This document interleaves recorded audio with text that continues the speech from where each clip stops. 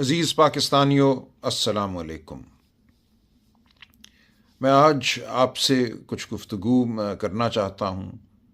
مجھے کہا گیا ہے کہ شاید آج رات مجھے اغوا کر لیا جائے، آج نہیں تو کل۔ وہ دن اب دور نہیں ہے جب شاید میں کھل کر بات نہ کر سکوں۔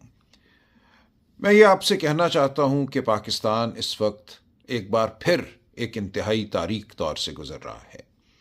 مجھے سیاست میں آئے کوئی زیادہ عرصہ نہیں گزرا۔ میں ایک وکیل ہوں، میرے والد صاحب مرحوم بھی وکیل تھے۔ ہم نے تمام عمر محنت، خلوص، سچائی کی لگن میں گزاری ہے۔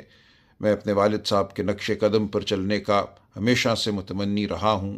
آج بھی میری یہی خواہش ہے کہ ایک عام انسان کے طور پہ میں کوئی وڈیرا نہیں، کوئی جاگیردار نہیں، میں کوئی پیشہ ور سیاستدان نہیں۔ میں سیاست میں صرف اس لیے آیا ہوں کہ ان اقدار کی پیروی کر سکوں، ان اقدار کو مضبوط کر سکوں وطن عزیز میں، جن کے لیے میرے والد نے اپنی زندگی بسر کی اور جن کے لیے میں اپنی زندگی وقف کرنا چاہتا ہوں۔ یہ کیا اقدار ہیں؟ یہ اقدار شرافت کی اقدار ہیں۔ یہ وہ قدر ہے جو کہتی ہے کہ ہر انسان کا احترام کرو، چادر کا، چار دیواری کا احترام کرو، قانون کا احترام کرو، سچائی کا احترام کرو۔ آج مجھے یہ نظر آتا ہے کہ اس ملک میں ایک ایسا نظام حکومت قائم ہے جو صرف دھونس پر قائم ہے، جو جھوٹ پر قائم ہے، جو فریب پر قائم ہے۔ میں سیاست میں صرف اس لیے آیا کہ میں اس دھونس، اس جھوٹ، اس فریب کی مزاحمت کر سکوں۔ میرے سامنے یہ بات ایک بار پھر کھل کر سامنے آئی 8 فروری کی رات، 9 فروری کی رات، جب الیکشن کے بعد ہم نے دیکھا۔ میں خود ایک امیدوار تھا، 1,00,000 ووٹ سے میں کہتا ہوں میں الیکشن جیتا۔ میرے سامنے الیکشن کے رزلٹ کو تبدیل کیا گیا۔ وہ بچے بچیاں جنہوں نے رو رو کر ووٹ ڈالے تھے، مجھے آج بھی وہ چہرہ یاد ہے اس بچی کا جس نے ماڈل ٹاؤن میں اسی APS اسکول میں جہاں یہ دھاندلی رات کی گئی، پکڑ کے ہاتھ میرا کہا تھا، انکل پہلی بار میں ووٹ ڈال رہی ہوں، میرے ووٹ کو سنبھال کے رکھنا۔ ہم اس ووٹ کو نہیں سنبھال سکے کیونکہ ہم سے چھین لی گئی وہ امانت جو ہمیں قوم نے دی تھی۔ اس کے بعد ایک دور پیدا ہوا جھوٹ اور فریب کا کہ اس رات کا جو عذاب تھا، جو جھوٹ تھا، اس کو دبانے کے لیے مزید جھوٹ گھڑے گئے، ہم پہ مقدمے بنائے گئے، بے شمار جھوٹے مقدمے بنے، صرف عمران خان صاحب پہ نہیں، ہزاروں لوگوں پر، جن کو اٹھایا گیا، مارا پیٹا گیا، جن کی عزتیں پامال کی گئیں، اور یہ عمل آج بھی جاری ہے۔ اسی لیے میں آج بھی سیاست میں ہوں۔ جس دن یہ عمل ختم ہو گیا اور مجھے یقین ہو گیا کہ پاکستان میں شرافت کا دورہ ہے، پاکستان میں قانون ہے، میرا سیاست سے کوئی تعلق نہیں رہے گا۔ میں صرف مزاحمت کرنے کے لیے سیاست میں آیا ہوں، اور میں آپ سے بھی یہ اپیل کرتا ہوں کہ اپنے لیے، اپنے بچوں کے مستقبل کے لیے آپ بھی مزاحمت کیجیے۔ آج اس ملک میں کوئی فیکٹری لگانے کو تیار نہیں ہے، کوئی انویسٹمنٹ کرنے کو تیار نہیں ہے۔ غیر ملکی تو کیا، کوئی پاکستانی کیوں یہ کرے گا، جب انہیں پتہ ہے کہ اس ملک میں صرف دھونس جو ہے وہی قانون ہے۔ کوئی شرافت باقی نہیں رہی، کوئی کرینہ نہیں ہے جس کے تحت زندگی گزاری جا سکے۔ ہر شخص جو ہے وہ ایک طرح سے ایک رکاوٹ ہے اقتدار والوں کے راستے میں۔ اگر میں آواز بلند کروں گا تو میری آواز کو چھین لیا جائے گا۔ اگر میں اپنی ٹانگوں پہ گھر سے باہر نکلوں گا تو میری ٹانگوں کو توڑ دیا جائے گا۔ آج یہ نظام ہے اس ملک میں۔ تو میں آپ سے اپیل کرتا ہوں کہ ہم نے جو اپیل کی ہے پاکستان کے عوام سے کی ہے، وہ اپیل صرف PTI کے ممبران یا کارکنان سے نہیں کی۔ ہم ہر پاکستانی کو یہ کہتے ہیں، ہر خاتون کو، ہر بچے کو، ہر بزرگ کو ہم یہ کہتے ہیں کہ اپنے مستقبل کے لیے باہر نکلو، پاکستان میں شرافت کے لیے باہر نکلو۔ آج بلوچستان رو رہا ہے، خون کے آنسو رو رہا ہے۔ آج خیبر پختونخوا میں خون کی ہولی ہے۔ آج پنجاب جو ہے وہ زخم خوردہ ہے۔ سندھ میں لوگ احتجاج کر رہے ہیں، باہر آ رہے ہیں، ان کو اپنے پانی کا نہیں پتہ کہ ان کو پانی ان کے کھیتوں کو ملے گا نہیں ملے گا، ان کے حقوق کیا ہیں۔ کرپشن کا دورہ ہے۔ تو ہم یہ چاہتے ہیں کہ سب اکٹھے مل کر باہر آواز بلند کریں۔ 24 نومبر جو ہے وہ ایک انتہا بھی ہے اور ایک آغاز بھی ہے۔